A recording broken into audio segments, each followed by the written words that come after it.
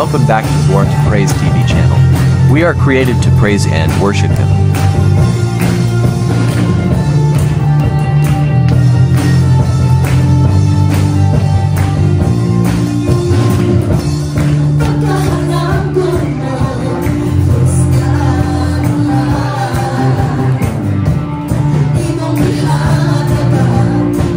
Second Timothy chapter 3.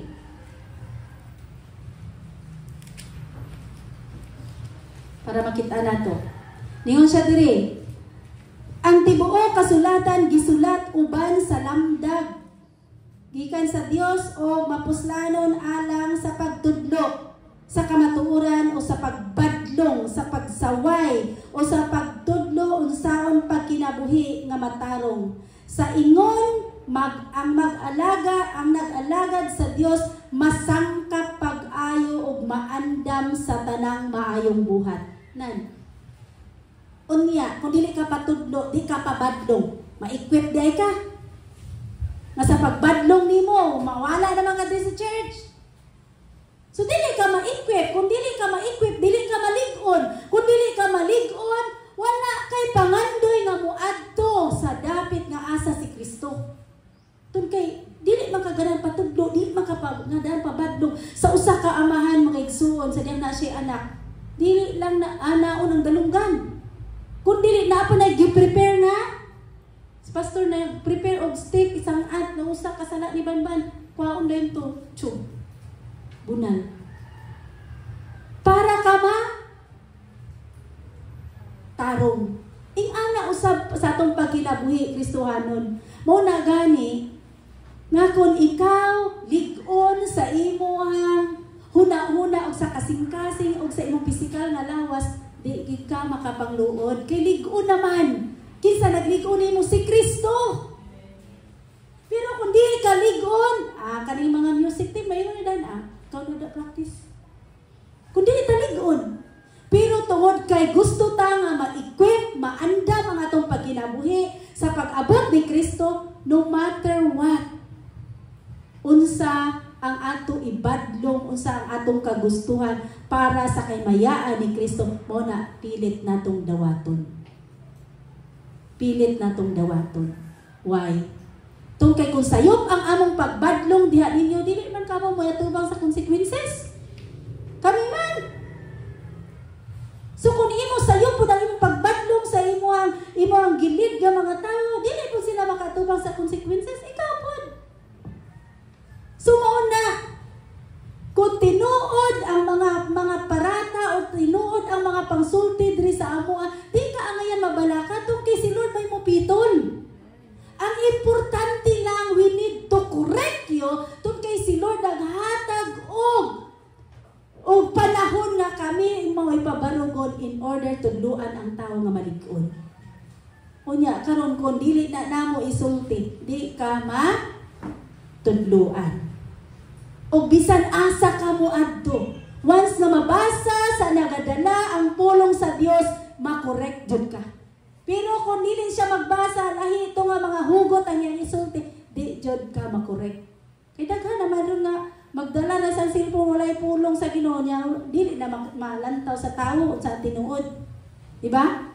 Mayon na lang tao, amen niya, wala di ito dito. Muna mga igsuon, kinanglan makorek ang atong kinabuhi tungod kay ang atong coach mo si Lord. Nagdagan man ta sa lumba. Sa to pa nibansayo na to kaugalingon para tang mudaog. Muna gani kung gusto kang mudaog, ayaw pag una-unang mapildi ka.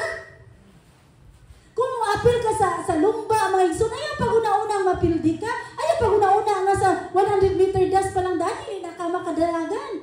O paano kung na yan 100 meter dash ngayon mong lumbaan, pildi na ka. Iana sa pag-alagad sa Ginoo. Antes na makaadto sa langit, pila kaikog sa baka ang atong supayon. So bisan isara ka baka na maigsoon kung taas kayo na siya, maabot na sa langit. Dili ka pwede na kinanglan pa kagpulo ka baka. So nausa na siya ka, legit pila ka baka kaikog sa baka antes na maadto sa langit. So na yung nga 100. Dili ka kaabot bisag 100 pa na. Pero bisag usara kung perting taasa abot yung ka. relasyon sa Ginoo, maabot jud ka kung imo ibutang si Kristo sa imong kinabuhi. Abot jud ka mga igsuon. Mo nang importante udagan ta nga duna gyoy determinasyon. Press forward. Dili ka maka-press forward kung wala ka determinasyon. Sama sa mga estudyante nga una pa lang sa preschool pa lang makagraduate sila. Tong kinitabang ang ginikanan. Sunod sa elementary mo graduate. Sunod sa high school mo graduate. Sunod sa college. Unya kay kani nga generation. Wala naman giinganyo sa mga magtutudlo nga mo graduate jud ka sa college. Usa ang giingon sa mga magtutudlo, bisan do mahuman lang nimo ng duha ka tuig dong kay namay kit 12, makatrabaho na ka. Pero sa una kinahanglan jud humanon ang college. Umaw na ang gibuhat sa mga tawo bata karon nga pagkauban sa kit 12, mantrabaho na. Wala na naguna-una nga tiwason gyud. Pero kung determinado ka nga pagkatawo, no matter unsa man nga mga klase nga mga obstacles, mga problems, mga trials, mga lisod nga mga kinabuhi sa mga ginikanan, apan kung doon na kay determinado ka nga pagkatawo, matiwas og tiwason jud mo ang imong gipangandoy mga damgo sa kinabuhi kung ikaw determinado. Maupod sa pagpangalagad. We need to press forward, not backward. Kay kung maghimo ta nga dili ta determinado, may sama ta sa mga Israelita. Nagunsa ang mga Israelita? Nagtuyok-tuyok ra sa kamingawan. Tungod kay wala sila determinasyon. Ing ana pod sa atong kinabuhi.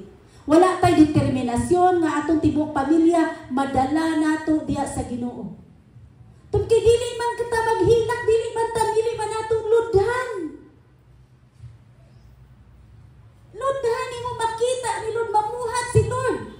Sa diyang imong iludhan, ihilak nimo sa Ginoo, imong anak, imong bana, imong asawa, tibuok imong pamilya, si Lord mamuhat.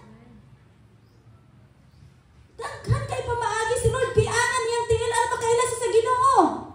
Pero kung wala kay paghilak, pagluhod, wala nimo gitugyan tanan sa Ginoo 100%. Wala. Tun kay ikaw pud gauna-una po ka umusik kuyo po na siya na ako na usaon, wala na mitanan, wala na. Pero importante, dili ang tao mabuhi sa pan lamang. O dyan na inom dumi. Dili ang tao mabuhi sa pan lamang. Muna ka ng ato ang nauna usahay ato usbon sa 2025. Di ayaw i-google ang imong kinabuhi, ayaw ihatag ang imong tibok nga kinabuhi, isig kay trabaho dagang kay kang kwarta, pero nauna sa may imuhang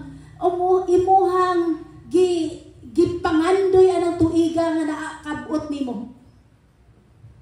Unsa imong project anang tuiga nga pati Domingo imo gibuhat sa pagtrabaho, unsa imong project nga nakita nimo, di ba wala ra gyapon? Oh. Di ba wala ra gyapon?